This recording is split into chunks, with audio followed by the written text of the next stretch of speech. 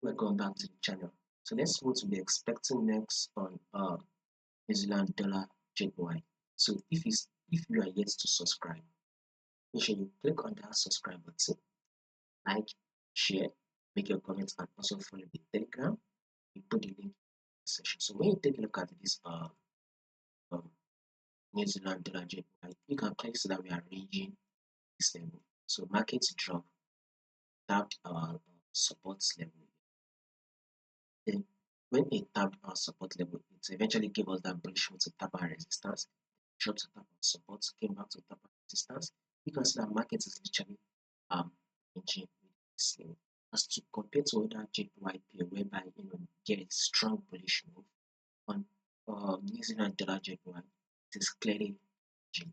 When you see what market is doing, which is that's a zoom out, you can see that market is a ranging trending market here. So with such a movement, markets it was something like this. High low. Now market is about to form a new higher high, so you should expect that push up till it taps the level of 8.300.